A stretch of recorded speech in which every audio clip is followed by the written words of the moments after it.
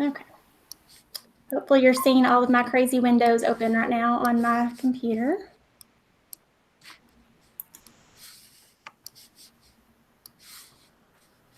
I need my ClassLink for just a minute. Okay, so in your ClassLink dashboard, you should have a folder titled Formative Assessments. And in there are two Flipgrid icons. One of them is going to say admin, and the other one is just Flipgrid. You, as the teacher, you want to always choose Flipgrid admin. And once you click this, if you've already created a free Flipgrid account, it should log you in. If it's asking you to create an account, I would go ahead and create one using your school Google account. So you can do that if you've not already created your account. All right. So is everyone in Flipgrid now? Okay. So from your Flipgrid account, you should see your name at the top right corner. And when you click on the drop-down arrow, you're going to see integrations. So that's what we need to click on to get this embedded into our Canvas account. Okay. So for right now that we have this pulled up in Flipgrid, we're going to stop the inside of Flipgrid and we're going to jump over to our Canvas course real quick. Okay. So I have all these windows open so that I didn't keep going back and forth between tabs. Hopefully this will make it a little bit easier to see. Okay, so this is the Canvas course that I want to add Flipgrid to. For you guys, you'll just add it to your sandbox that you created.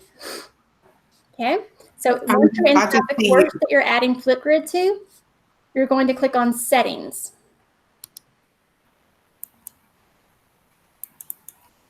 And then inside of Settings, most likely it's going to default to Course Details here at the top. You want to make sure you kind of scroll over to the Apps tab. So you should see something similar to this. We're going to search for Flipgrid. It already popped up. And then I just want to click on the Flipgrid icon. Okay, and this is the part that can get just a little bit confusing. So bear with me. It's a lot of back and forth. So since it is a small group, I'll give you some time to get this part completed while you're on the conference with me. So you're going to click Add App right here. And you'll see that it's asking us for a consumer key and a shared secret. Okay, you find both of these items in your Flipgrid account. So this is the part where we kind of flip back and forth. So we'll leave this screen open so that you can see it. And you're going to want to go over to your Flipgrid tab that you have open on your device.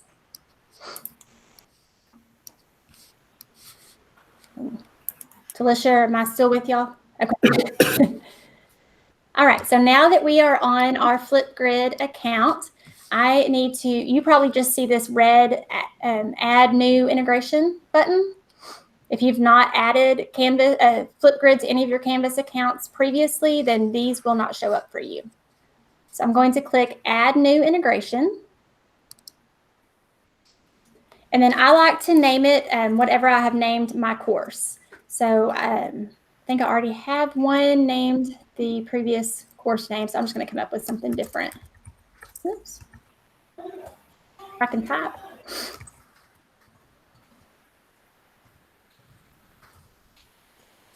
Then I just need to click Create.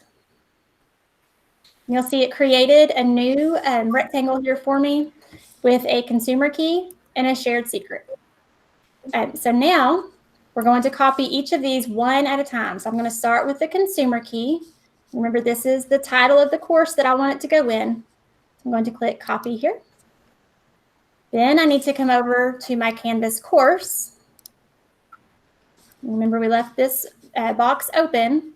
So I'm going to click inside the box that says Consumer Key, and I'm going to paste that key in there. Then I want to click in the shared secret. And I come back to my Flipgrid account and I copy the shared secret key for my course. And then I paste that in the shared secret box. Does that part make sense so far? Yes. Okay. So once you've copied over both of those keys, you're going to just click Add App. Now I don't need my Flipgrid account right now, so I'm going to minimize that.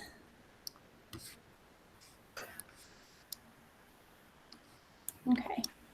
And are you, Ms. Lewis, are you able to see my screen?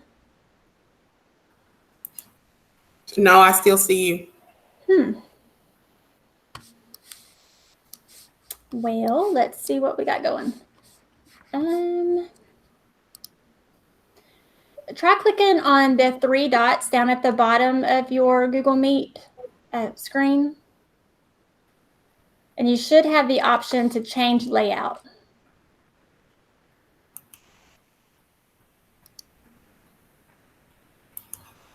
It's not doing anything.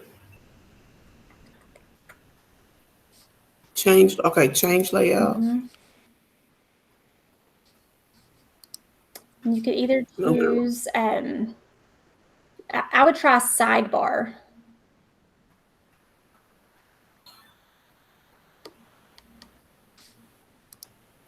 What do I go up under? Under change layout, did you see, did it give you different options for the screen layout? Well, now I've got something that says stop recording this meeting. Cancel. Let me try this again. Hold on. Yeah, right under stop recording, there should be a change layout option.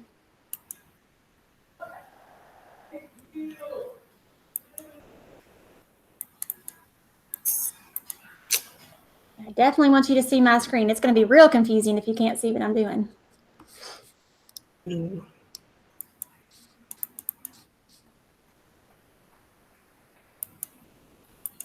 I can't get out of the chat.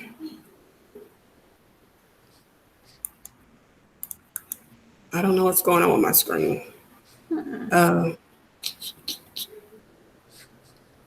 Let's try. All right, let me try the 3 dots again. Yeah. And nothing is happening.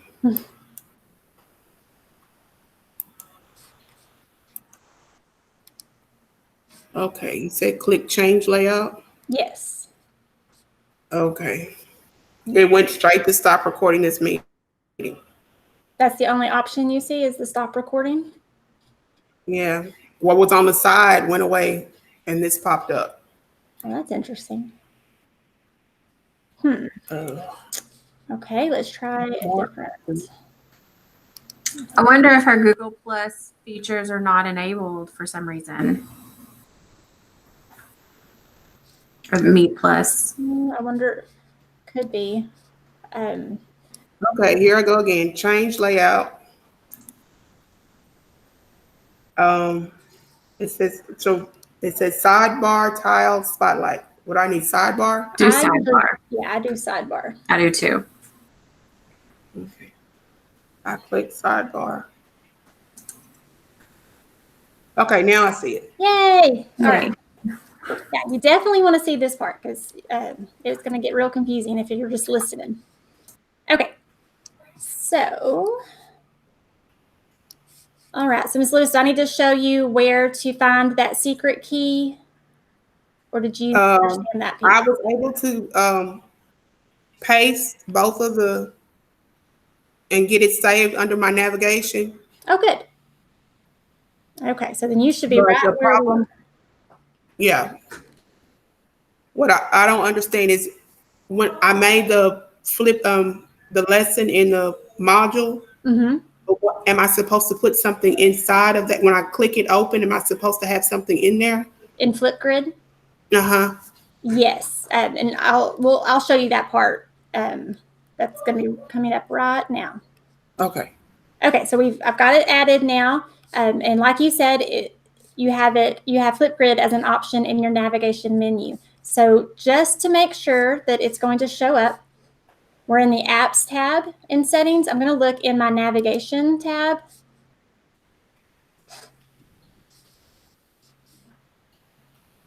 Let's see if it's already there.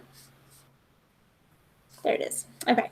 And I'm going to drag, just click and drag Flipgrid. I like to have it up at the top so it's easy to find. I'm going to put it right under Assignments.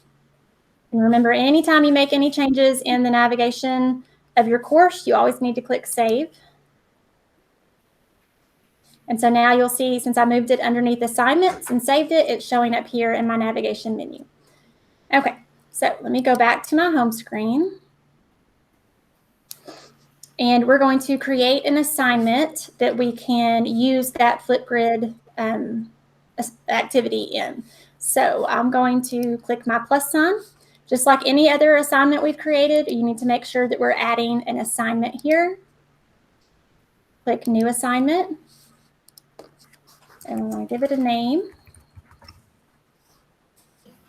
And Add. Okay. So now you can see the assignment that I created, but remember that's just the shell of an assignment. There's not any content in that yet. So we're going to click on the title of our assignment. And that gives us the option to edit. So let's go ahead and click Edit. Now, Flipgrid is a little bit different than your normal assignment. We're not going to embed anything like we do for Google assignments. This box here is just a box where you can add in your directions or your instructions. And remember, it can be text, or if you have lower grade level students, you could add in a little video of yourself explaining what the directions are for the assignment and where to click. Or you could even just record audio to give them the directions here also. It does not have to just be text. So this is where your directions will go. Okay, and then to get Flipgrid actually as a part of this assignment, we're going to do that down here in the assignment details. So let's say I'm going to change this to, if they complete it, they're going to get a point. But I want to mark it as complete and incomplete. Remember, this is always up to you, however you want the grade to display. If you want it to be a point system or percentage, that is totally up to you. Now, the piece that you really need to pay attention to is to get Flipgrid in is this submission type. So it defaults to no submission. That means that the student's going to open this assignment, but they're not going to have that submit button that they can submit their work directly to you. So we don't want that. I'm going to click the drop-down arrow, and we're going to choose External Tool. When we choose External Tool, we get this little Find External Tool box here. So we're going to click the word Find. And if you scroll down, you should see Flipgrid as an option. So we just click it. It's going to turn gray and click Select. So it doesn't look like it did much, but now in that box, you should see the URL for your Flipgrid account here. You could choose to load this in a new tab, but I prefer, if possible, to stay in Canvas as much as possible. So I don't want my kiddos going out into new tabs on their Chrome browser. So I don't normally ever check this box here. You can choose if you want to give them a certain number of attempts for this assignment. I'm going to keep it at unlimited. And I want this assignment to go to all of my students. If I just wanted a certain group of students, I could change that here. And then also remember, for your assignments to show up on your course calendar for your students or parents to see, you always need to give your assignment a due date so that they will see them on the calendar. Okay, so now I want my kids to be able to see this assignment. So I would do Save and Publish if I was ready. If I'm not ready for my students to see the assignment yet, I could just click Save. So I'm going to go ahead and just click Save and Publish. We'll do that.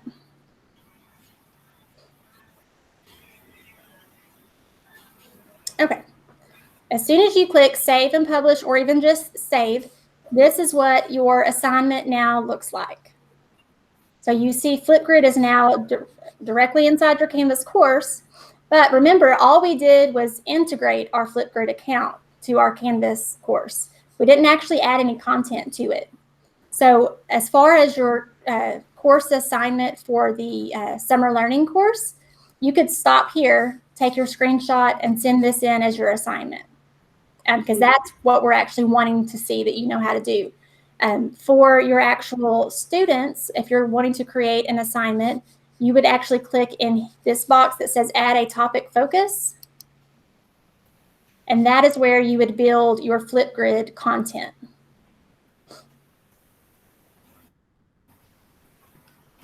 Okay. Let me go out of there. Now I want to show you, trying to think of where I put that Flipgrid demo that I did. Well, actually, I'll just show you what it looks like. Okay, so let me show you on this student view what it looks like for them.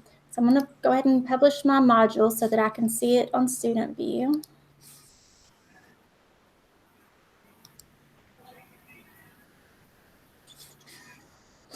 Okay, so this is as a student.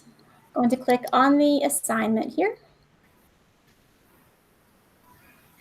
Okay, so these would be the directions that you type in, or if you submit it, if you had a little video of your directions or audio, that would show up above their Flipgrid dashboard here.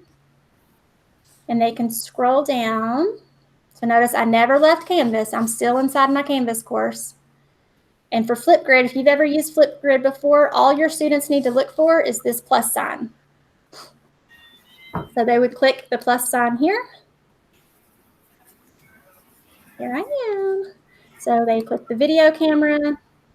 Now, obviously, you would have some type of a topic that they would be responding to. Once they have done their video, they would click the pause. Next. So you would have some type of a topic that they would be responding. I'm good with that. Then they take their selfie. Ooh, that's not a good selfie, but that's okay. I'll delete that later.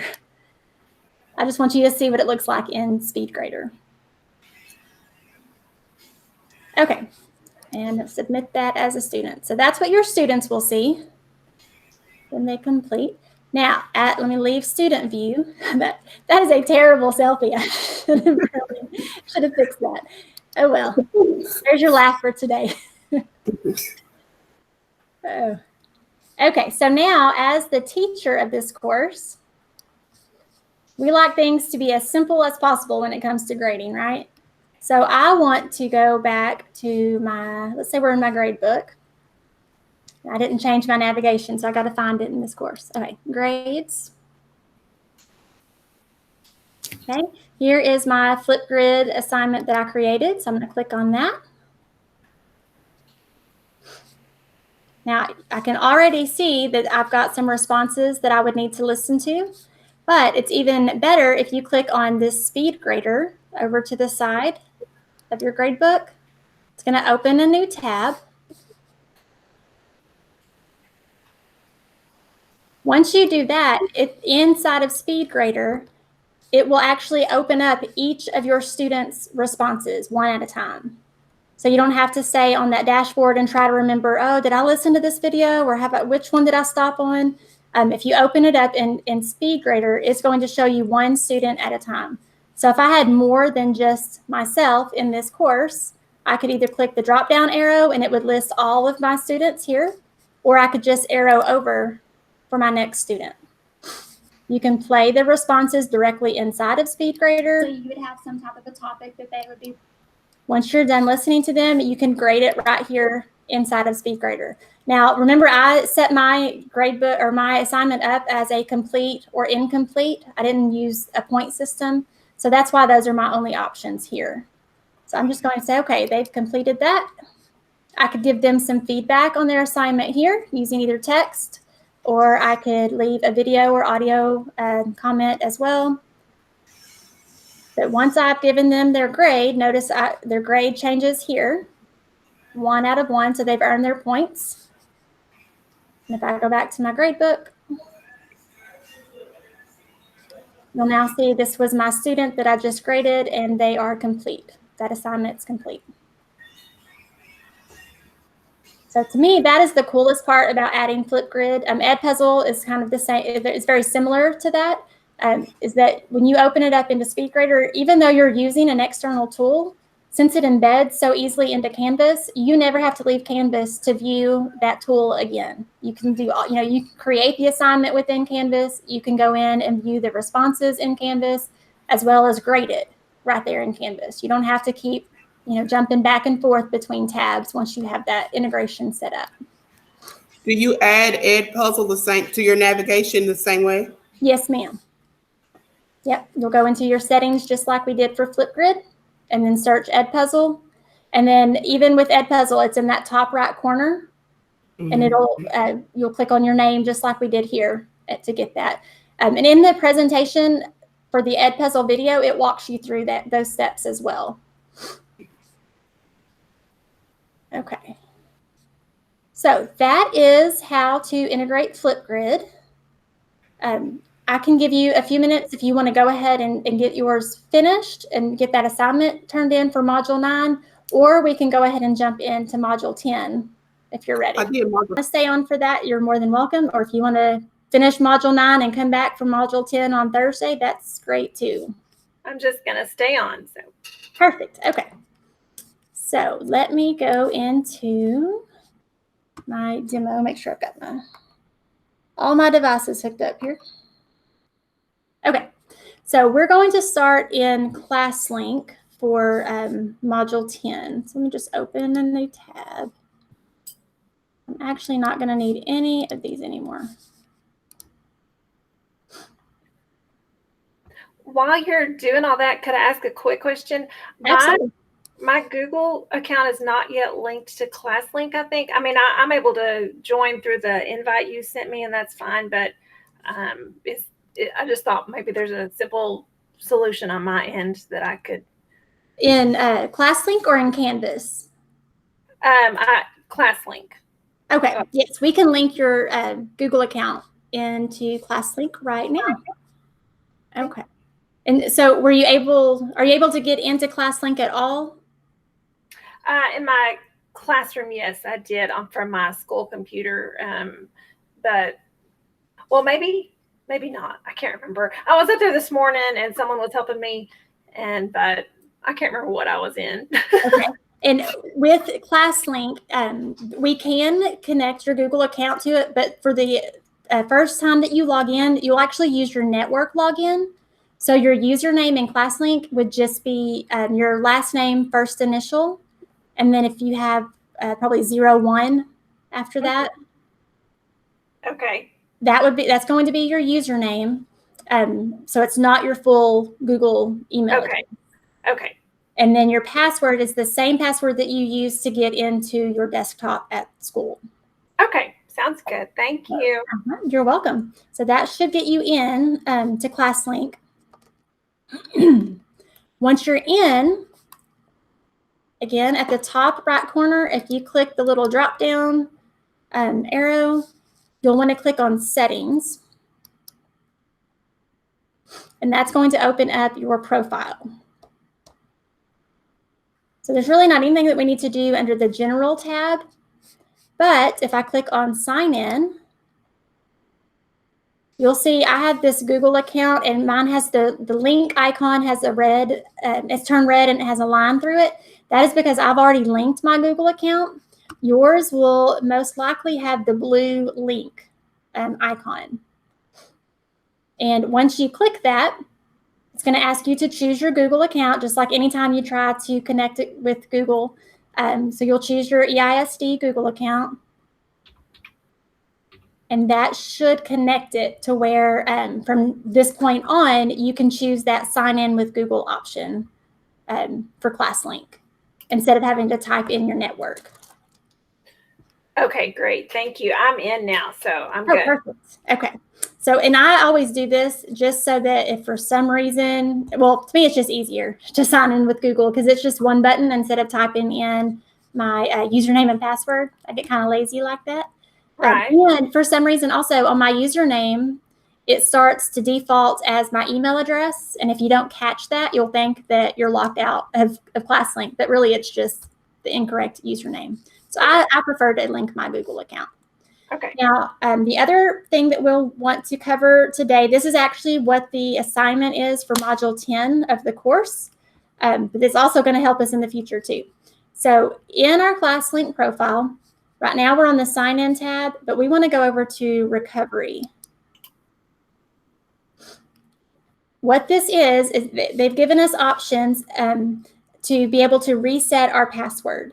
So like at the end of this school year, normally every year we get a notice that we need to change our network password at least once a year.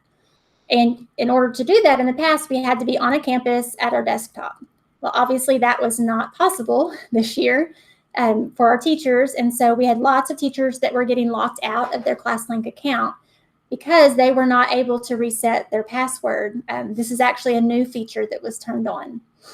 So to prevent that from happening in the future, we are wanting everyone to at least choose one of these options as password recovery. You could choose all three if you wanted. It's completely up to you. I left it at 1, and I'm using security questions. Just like with everything else, you just pick your security questions and your answers. And then in the future, if I need to reset my password, I would just click Reset Password on my ClassLink page, and it would ask me those questions to be able to do that. You can also choose email. Just be mindful that you may not want to use your school email address, because if you're locked out of your computer, you may or may not have access to your email at school. So this, you would probably want to use a personal email address. And then mobile phone, obviously, I actually haven't used this one, but I'm assuming it would send you a text to reset your password there. So you'll want to just click on the questions or whichever one you choose, and then go through those steps. Once it's showing that it has been enabled, this is what you want to take a screenshot of to submit as your assignment in the Canvas course. So we just want to see that you were able to set up your password recovery.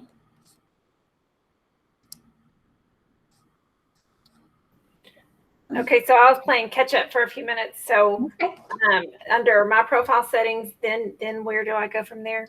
Then you'll go to Recovery. Okay, I see. And then that's where you can choose. Okay, thank you. You're welcome. Have you ever used ClassLink before, Ms. Tullis? Just in the spring a little bit when I was doing that long-term sub. So. Oh, that's right. Yeah, so this is all kind of new to you, huh? Yes. I'll try not to overwhelm you too much with this today. Oh, that's all right. Like I said, I can always go back and rewatch you. Perfect.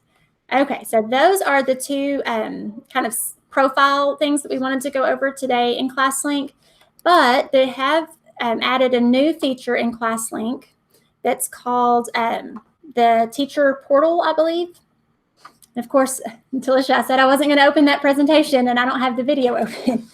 So on your teacher dashboard, you should have a little backpack down here at the bottom.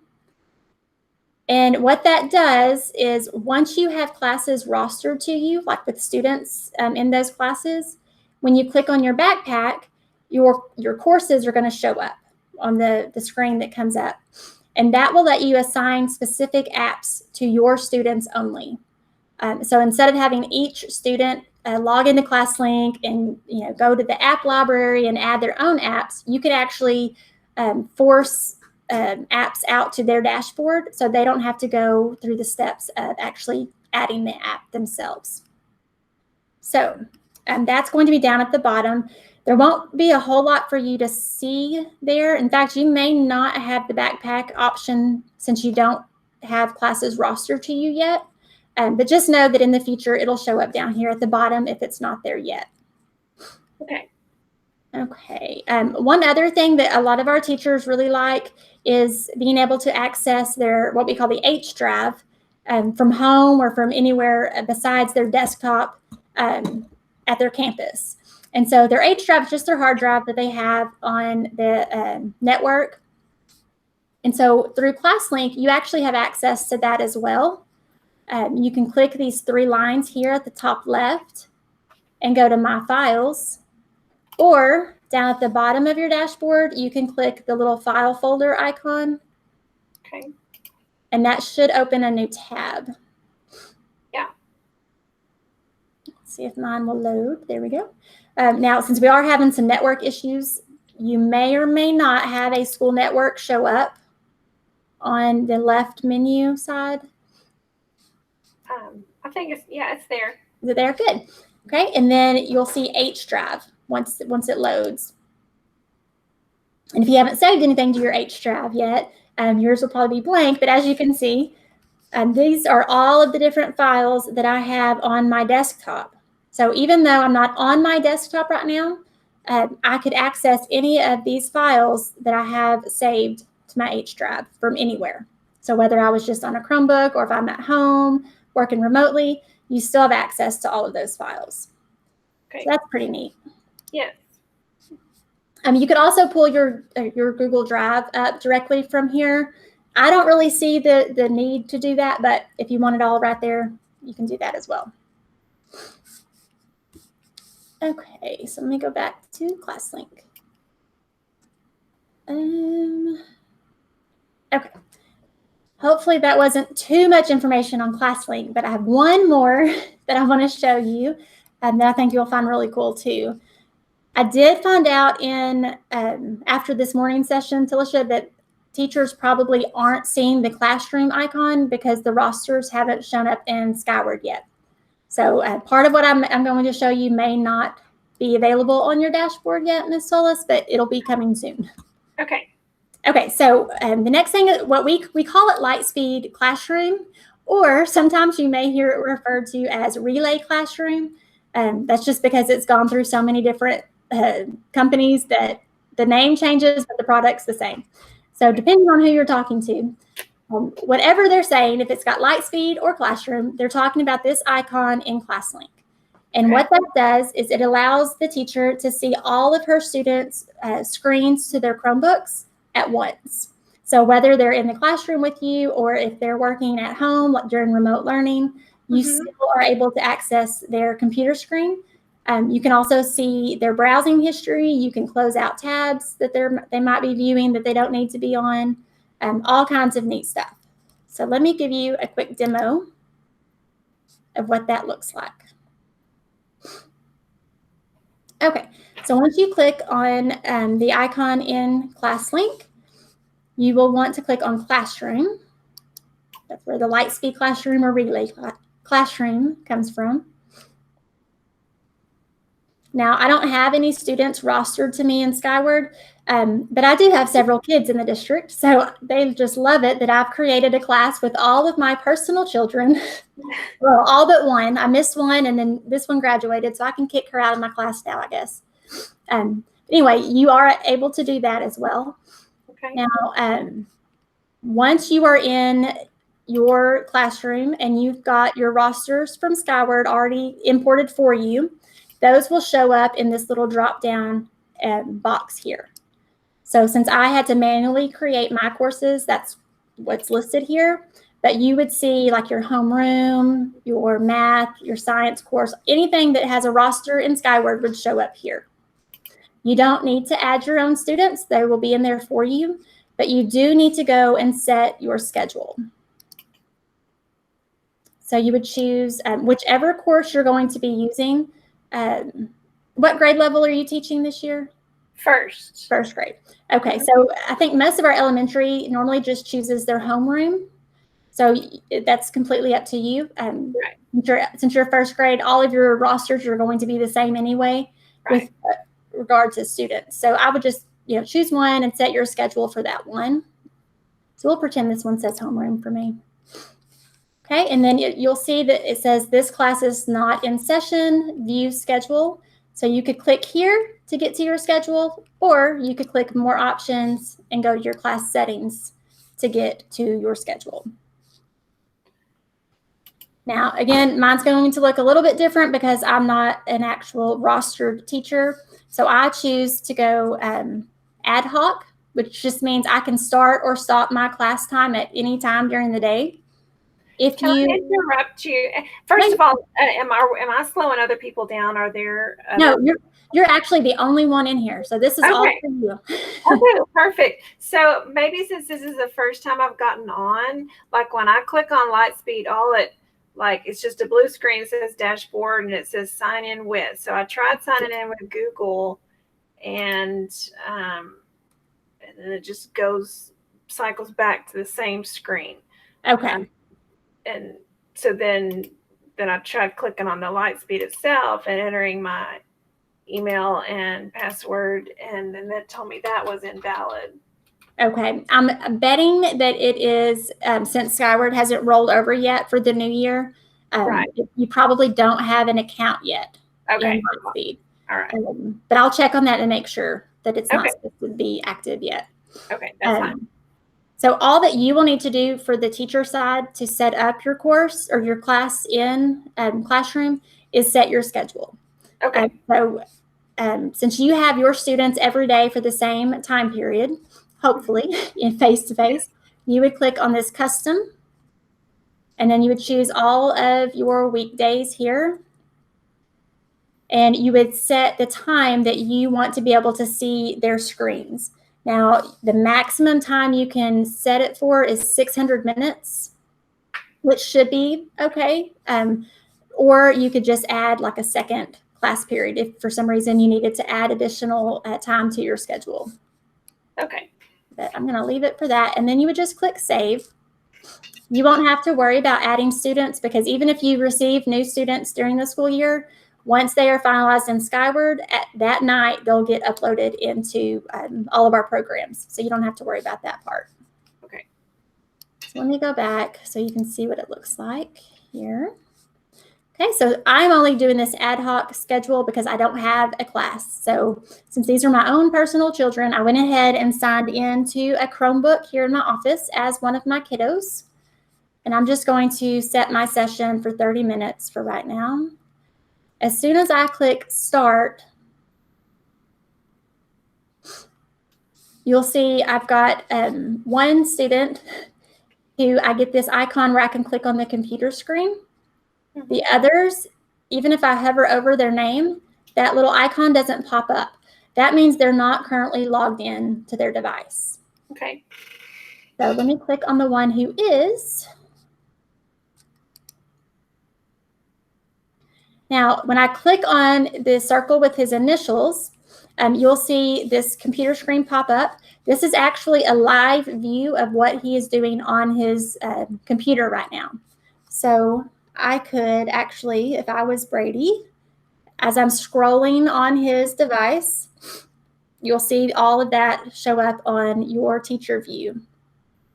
He could open a new tab. And let's say, what else can we open?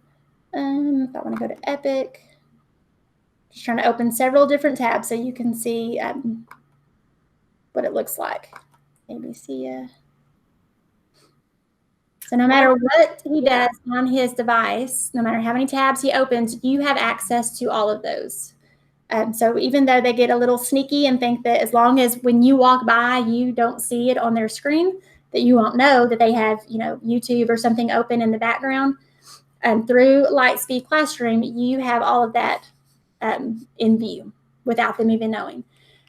The other cool feature is if they have multiple tabs open that they don't need to have open, maybe they're distracting them from the lesson or it's not something they need to be on at school. If you click this X, it will actually take it off of their device. So it'll automatically close that out. Yeah. So that part is pretty cool.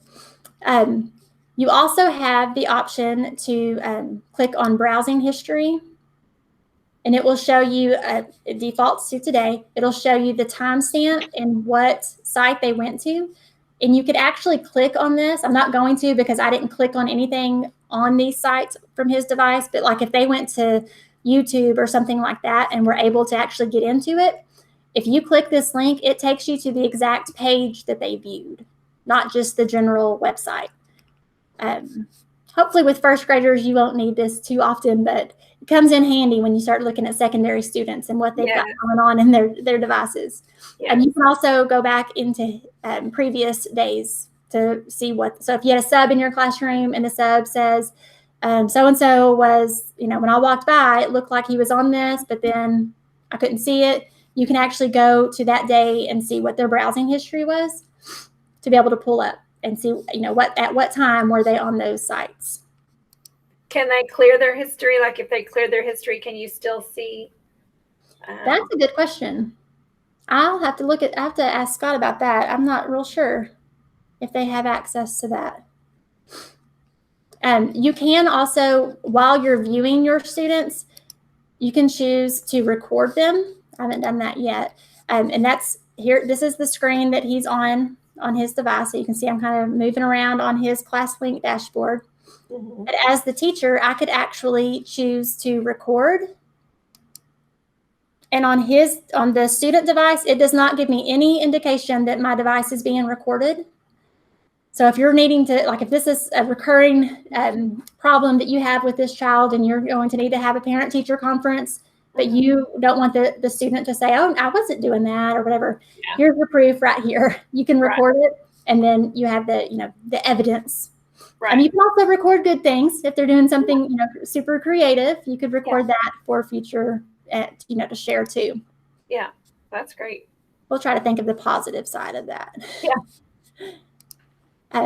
You can also, if your student is working on something you want them to share with the class, as the teacher, you could actually click share screen, and then it will share it with the students who are in that class.